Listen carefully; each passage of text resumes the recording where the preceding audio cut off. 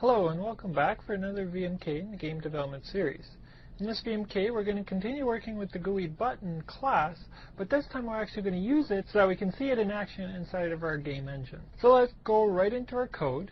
We're going to begin by modifying the game OpenGL frame function.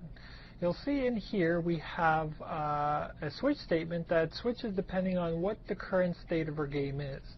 Now, just for trial purposes, we need a screen where we can play around by adding in our controls, making sure that things are working, things like that. We don't want to actually go into our play state or our intro screen, things like that. We just want to have a blank screen with like nothing on it, and then we'll continue adding things to it to make sure that things are working properly. To make this stuff work, let's go in and add a new case here, and this case is going to be handled by GameState_menu.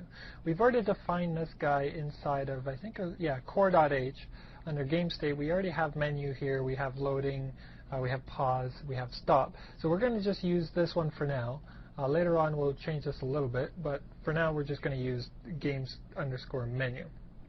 When we call this, we're going to create a function called showMenu, which is going to be very similar to the showIntro function here that we already created, where we set up the screen to be a certain color, we're going to set it to be an orthogonal matrix, and then we're going to render things using the scene class, and then depending on some actions we can go in and handle those as well.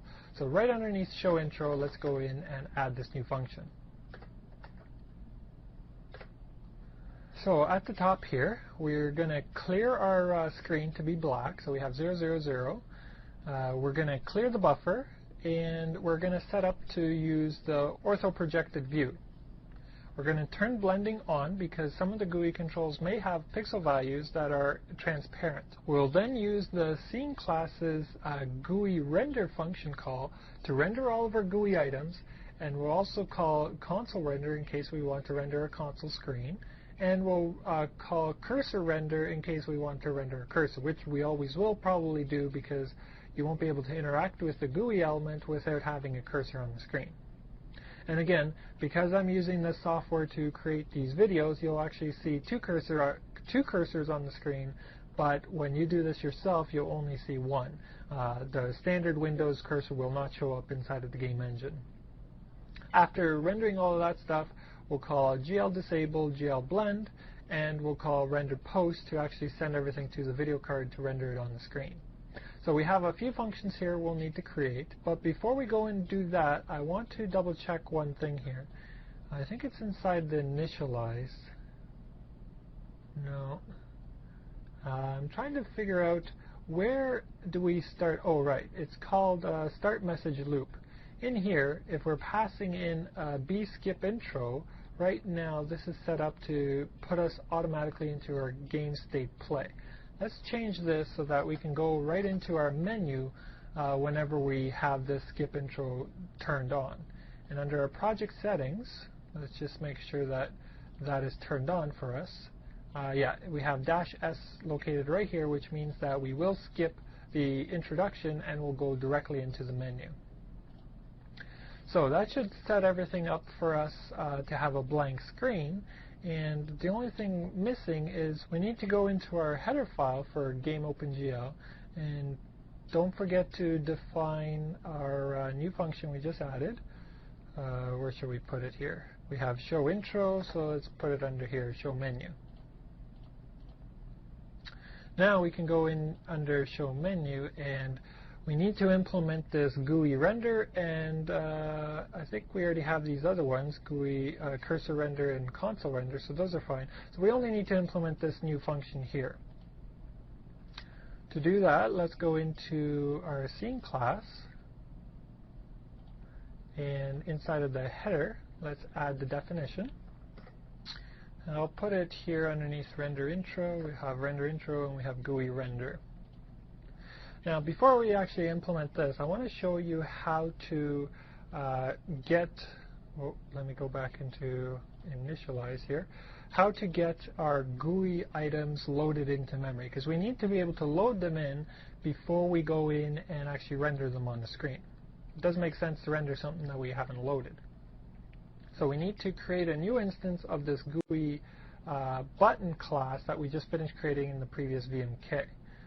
All that stuff is located inside of the object lib. So we have GUIButton located right here. So inside of the scene initialize, after we've loaded the GUI texture image, and before we start working with the scene graph structure, we're going to add a new section, and this is where we're going to create all of our GUI elements. For now, we're just going to be working with the GUI button, so I've created a pointer to a GUI button, and I've called it pButton. And in here, let's go and define our very first button that we're going to be creating. Actually, before we go and do that, let me show you how the textures for this button work. Inside of the GUI.tga file, I've updated this guy so that I have 4 buttons located in the bottom left-hand corner here. Let me just zoom in here to show you what they say. Flush against the side here, and 100 pixels wide, we have our first button that says not over, not pressed. Then from pixel 100 over to 199, we have over and not pressed. Then from 200 to 299, we have over and pressed. And lastly, from 300 to 399, we have not over and pressed. So these are the 4 states that our button can be in. And depending on what those values are for the over and pressed states, we'll decide which of these images we want to render to the screen. But to do that, we need to know the coordinates of these images. So we need to know the bottom left-hand coordinate, which happens to be 0 and 1023 for this guy. And then the height of this guy happens to land so that the y-coordinate is at 980 and it's 100 pixels wide. So using those coordinate values, we'll be able to define the exact locations of each of these 4 images that we'll need to use. Let's go back into our code here and start writing some implementation. First thing we do is we get the maximum size of our GUI.tga file. We can do that by calling the m_vp textures. We know that the texture itself is going to be located at this ID number, so we can take that -1 from him to get the actual texture pointer to the image. And then we can call getSize, which will return to us the size of our texture. Now, I don't remember if we've actually implemented this getSize function, so let's just take a look inside of here. Under texture, do we have a getSize? We do, but it's a capital G. Okay.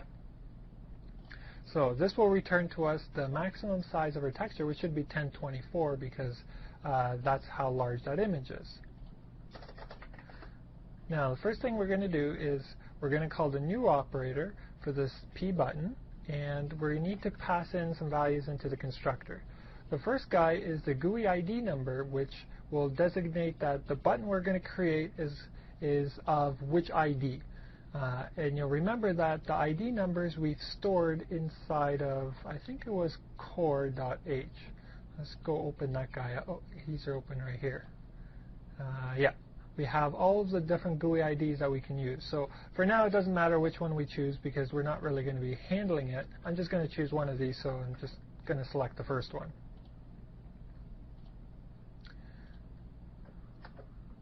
Okay, the next parameter for GUIButton is the position. The position is a vertex 2 value, so we can specify here vertex 2, and we need to specify an x and the y coordinate. This is the location in pixels of where this button is going to be located. Again, it doesn't matter where I'm going to place this, so I'm just going to pick some random numbers, 200 by 300. Next guy is the size, and we already know the size because of the way that I've specified the image. We know that it's 100 pixels wide, and the height of it is 44 pixels because it went from 980 all the way to 1023. So that's 44 pixels in the vertical direction. The next parameter for our constructor is we have position, we have size, we have hotspot offset. There is no offset that we're going to be dealing with, so we need to just specify this to be 0.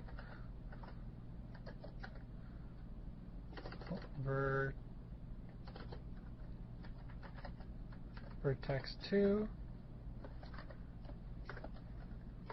And the last thing is the hotspot size. Now because the size of the hotspot is the same size as their image, we can just make this guy the same as the previous value for the size. 100 by 44. Okay, so after doing all this, we've now created a new button that we can use. However, we need to be able to still save this button, and whenever we need to access it later, we'll need to be able to call that render function on it. We should also make sure that the value that got returned here was valid, because it is possible we might have run out of memory for whatever reason. So if we do, we're just going to not do anything. Otherwise, we're going to go into this case here where we can now define which textures to associate with this button. Now, to use textures with our button, we need to call assign texture, and the first parameter we specify is the texture ID number, which we already know is this guy here because all of our GUI elements are going to be coming from this one texture. The second parameter is the let's see here, bottom left-hand coordinate, so saved as a vertex 2. So let's specify here vertex 2, and the bottom left-hand coordinate for the first button would be 0 and 1023. The top right-hand coordinate, vertex 2, is going to be 99, 980. Then we have our maximum size, which we've calculated up here. And next guy up is the texture that we want to associate. So we have 4 different textures we want to play with. The first one being GUI text underscore not underscore pressed. And then the last parameter we're just going to set to false for now. Oh, I think we need 2 brackets here, and then because we're checking to make sure that this is valid. If it's not valid, we're going to generate an error message right here. So we'll have set an error, cannot assign GUI text underscore not pressed texture to this button, check functionality parameters for validity, and then we just show the error message. So this will take care of the very first button, which is this guy down here. Next we got this one here, which is over and not pressed. So going back into our code here, we can just take this now, copy it, and paste it down below 3 more times, because we got 3 more states to take care of. We know that the position in the next guy is going to be at 100 by 1024, and this is going to be 199. This is going to be at 200 and 299, and the last one's at 300 and 399. This stuff's going to stay the same, but now our states are going to have to change. So in here we're going to have pressed,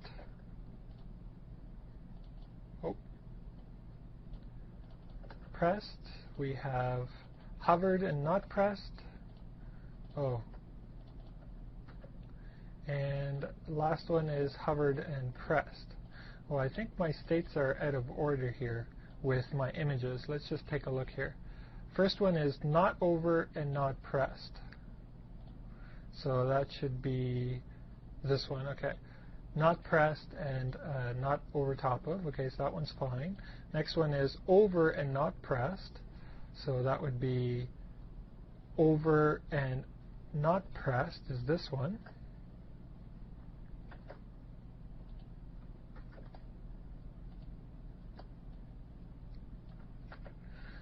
Next guy over is over and pressed.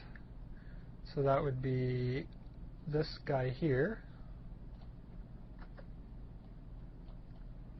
Over and pressed. And the last one is not over and it is pressed, so that should be fine now. Okay, so this will save all of our states up according to the pixel values for each of the images. Now we have a button to work with. However, we just created in memory, we actually haven't saved it into our structure anywhere. So we need a new container, and I'm going to place a container inside scene because this is where we're going to be creating all of our GUI elements, and right here underneath all GUI items we're going to add the following.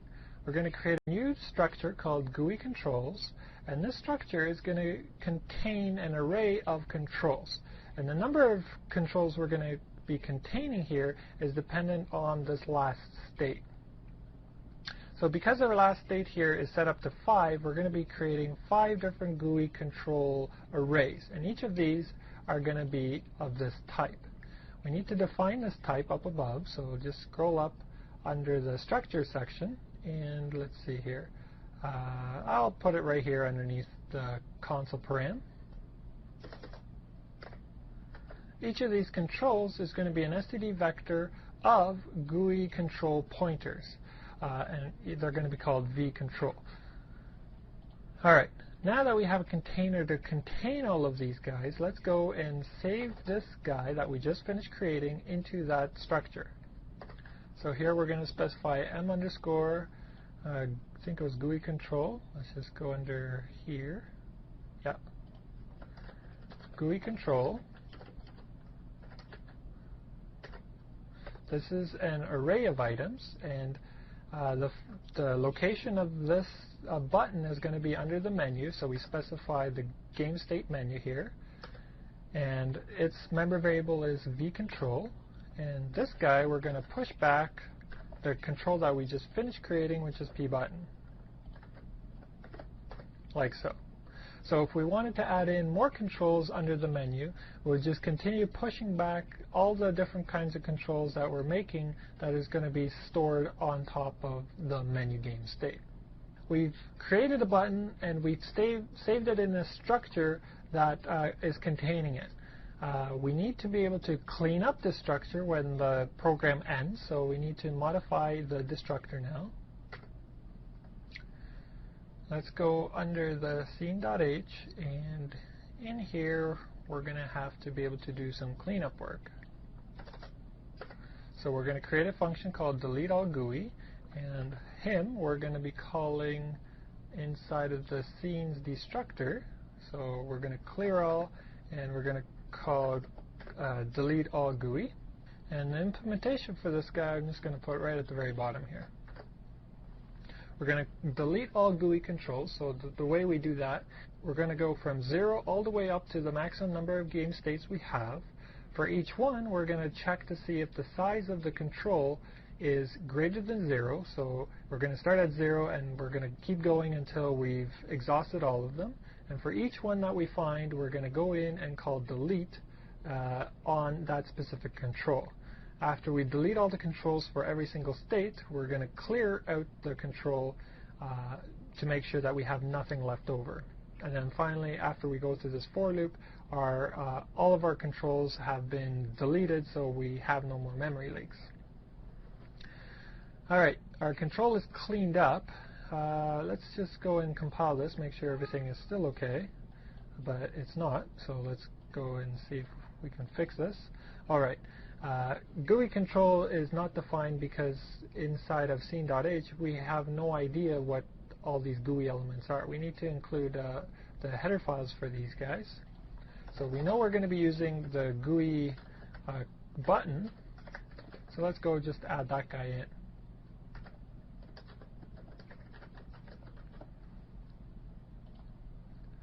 Now let's go and compile scene.cpp. Oh, this guy. Okay, he's fine now. And if we build, we should be fine as well. No, we're not. Let's see, what are we missing here? Alright, it's not letting us build because we still haven't defined this GUI render function, which is, I think, the last thing we need to do before we can get our item rendering on the screen. So located right here underneath delete all GUI elements, we're going to call GUI render, and we're going to go through our structure which contains all of our GUI elements, and depending on which current state we're at, those are the only controls we want to render to the screen. So we get the current game state and we use that to index into our array here that contains all of our controls. We now know how many controls we need to render because we can just call .size here to get all the controls for this specific state. And for every single one, we're going to call GUI control for this current state. This controls render function. So it's a little bit long and convoluted, but the general idea is figure out which state we're currently in, and then for every single control in that state, render it to the screen. Okay, let's go and build this and see if it works. Wow, it actually built. I wasn't expecting it to, but let's give it a run now. Alright, so there we go. We have our cursor on the screen, and we have a button that we've placed at, I think it was 200 pixels horizontally and 300 pixels down. That coordinate is the bottom left-hand corner here of the screen. If I bring up the console, you can see here that as I bring myself closer to that corner, we're at 200 and then 300 vertically.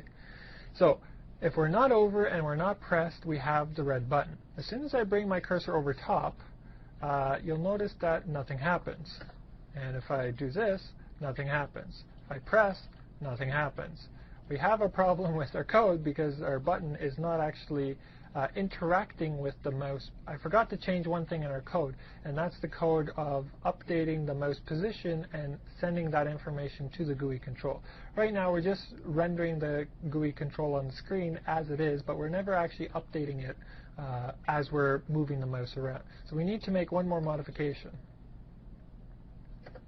Let's quit out of our program and make this modification, which will be underneath the game engine, game OpenGL, and we want to go inside of our, I think it's message handler. Yeah. Okay, inside of WM mouse move, this is anytime our mouse is moved, we need to be able to handle the case of figuring out whether the mouse is over top of our buttons or not. All of our buttons are part of the scene class, so we're going to create a new function here called GUI check hotspots that we're going to call anytime we're not inside of the play state. So we need to create this new function here inside of our scene. Inside of the scene.h file, we'll go, let's see here, render intro, GUI rendered, let's add in GUI check hotspots. And we'll need to modify our scene.cpp, and again let's just add it here to the bottom. Okay, initially our buttons are not going to do anything, so this function is pretty bare, but a little bit later on, once we start expanding the functionality of this, we're going to be adding a lot more detail into here. So for now we're just going to get the game state, and using this game state we're going to go through the list of all the controls saved at that specific state. So for us, that's the main menu. And for each one, we're going to call it check hotspot, and we're passing in the X coordinate, the Y coordinate of the mouse, as well as the left mouse button state. So using this left mouse button, we can determine whether we're pressing on the button or not. By calling this function, it's going to update the pressed as well as the over state values for each control, which is then used whenever we render inside of the GUI render function over here. So let's go and compile this, make sure everything's okay. And something's missing here. Oh, scene.h, this guy should be a void, not an integer, so it's void. Let's try this again. Okay, we still have something wrong here. Oh, we have a missing function here, get mouse left button. We'll need to go and implement this for user settings. So let's go under user settings, open up the .h file, and let's just put it close to the mouse X and mouse Y stuff. Get mouse X, set mouse, get mouse Y, and offset. Oh, let's put it at the bottom here. We're going to create a function that sets the mouse left button and also gets the mouse left button. So we're going to create this new variable here, m_b pressed left mouse button, and this is going to keep track of the mouse button state for us. So we'll add this boolean, mb pressed left mouse button, and now that we're adding this guy, we also need to be able to handle him inside of our game OpenGL. So inside of our message handler, where is he? Right here. We need to add in a new case to toggle the state whenever we're pressing the mouse button. So inside of our message handler, let's just add in 2 new cases here. Anytime the left mouse button is pressed, this message will get called for us inside Windows. So we know that our mouse button, or our left mouse button, is going to be pressed, so we set that variable to be true, and then we call the GUI check hotspot function. After that's done, we're going to reset our left mouse button to be false, similar to the way we do our key presses inside here. Anytime we press anything down, we set it to true, but then once we handle it, we set it to false. We also have to handle the case of the left mouse button up, and here we just set our mouse left button to be false. This will just ensure that we don't get into a state where the button is pressed down, we toggle away from our application, we come back, and then we never handle the case of resetting the mouse button. Okay, let's go and try to build this now and see if that fixes our errors. Okay, it's good. Let's give it a run. Alright, so now you can see as we move over top of our options here, we're toggling the image. And something's still wrong because as we're toggling, it's flickering. But I'm not actually pressing any buttons, which is telling me that we're toggling whenever we shouldn't be toggling. So let's go take a look at our code and see what we're doing wrong. Oh, I think there was one thing, yeah. We just created this new variable here, be pressed left mouse button, but we actually didn't initialize it to any specific state inside of the constructor. We need to make sure we do that because if we're just toggling it, we need to be toggling from true to false and false to true, not from some obscure value. So inside of the constructor here, let's just set this guy equal to be false initially. Alright, now let's try our program, and I think our button should now work. Okay, so not over and not pressed. If we move our cursor over it, we have over and not pressed, and if we move it out, we go back to not over and not pressed. If we go and press the button, actually if we click anywhere outside here, nothing will happen, but if we're over it and we press it, you'll notice it says over and pressed now. And as soon as we move off of it, it says not over and it has been pressed. So those are the 4 states we can toggle through using the button control. Now, it's very simplistic. It does the job, but we can also now add cool looking features just by making sure that our graphics are all lined up appropriately.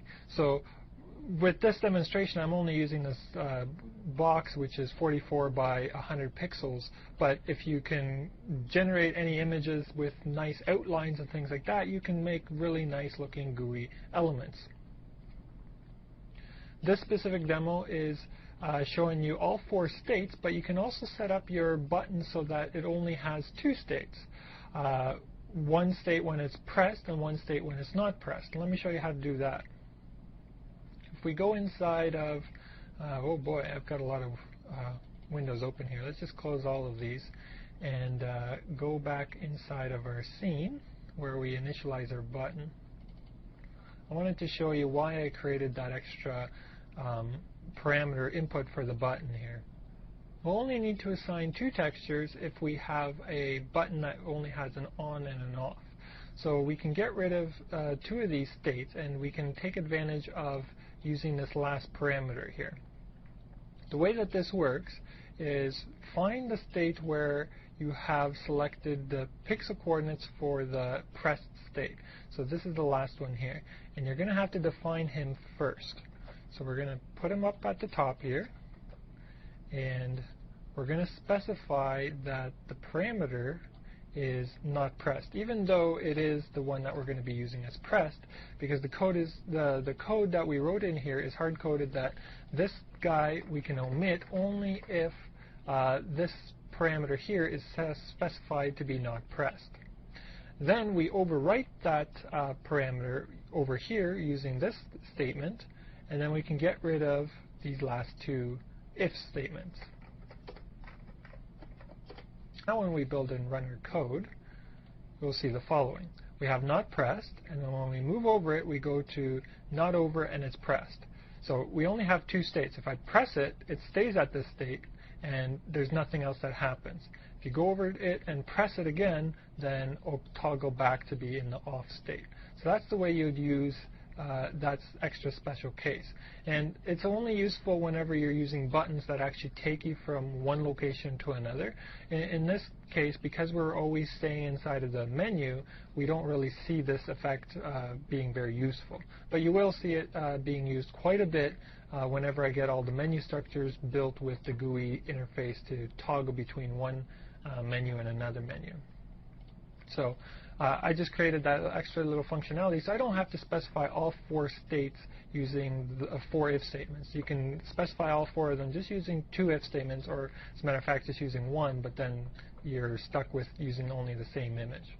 So anyway, that's how you do that. And there's one last thing I wanted to show you how to do in this video, and that is just how to line up all your pixels appropriately to make your buttons look elegant. Right now we've only seen the square image, so that's not very interesting at all. So let's go in and modify our TGA file. What I've done here is I've set up a couple options, and these are the options we're going to be using inside of our finished game. But basically the way that this works is I created an image here, for instance quit, and right below it I have offset it by a certain number of pixels. And it's only offset in the vertical direction, so I know exactly how many pixels I have to move vertically to transition from this state down to this state here. And I've done this for options, continue, start a new game, and so on. So now, using this new image, let's go in and load a new button and take care of all the details. So here I've specified I'm going to create the quit button, and it's called main button quit. We have new coordinates here for the location of that button, and I'm using the same sort of state here that I described before. The red state is going to be copied over to all 4 states, and then we have our blue state, which is only for the state whenever it's not pressed. Let's go and build this and run it. Now we can see we have our blue button. When we highlight over it, it turns red, and when we actually press it, it stays red. So you'll notice that everything seems to be working just fine. It's very important you get pixel accurate precision with locating all of these images. Let me show you what happens if you locate these images incorrectly. For instance, let's make the red one correct, and then let's make the blue one incorrect. I'll position him, let's say, 5 pixels to the right. When I go through and get these pixel coordinates from my TGA image, then you'll notice you might get some clipping, like so, and then when you're highlighting over top of things, you'll see motion. You don't want that motion to occur because it gives a false sense that, you know, your game is not functioning properly. You can also see it a little bit more like this, like let's say I'm only off by 1 pixel. You think, okay, 1 pixel is not that bad, but if you go and run your program and take a look, that 1 pixel is definitely noticeable. You can see the image squishing by just that 1 pixel, causing motion on the screen. So if you are noticing that your objects that you're highlighting over top of are moving, it's because you've miscounted your accuracy for your pixel locations. Make sure you go through, zoom in as much as you can, get those pixel coordinates, and if you get them correct, you won't see any motion at all, like so. You'll just see the change in color or whatever you're doing. Like you can make your text outline when you're hovering over top of, maybe change it to a different color when you actually press it, things like that. Whatever you want. Okay, so that's the button states, and that's how you implement GUI buttons. Come back from the next VMK where we're going to start implementing the next GUI item.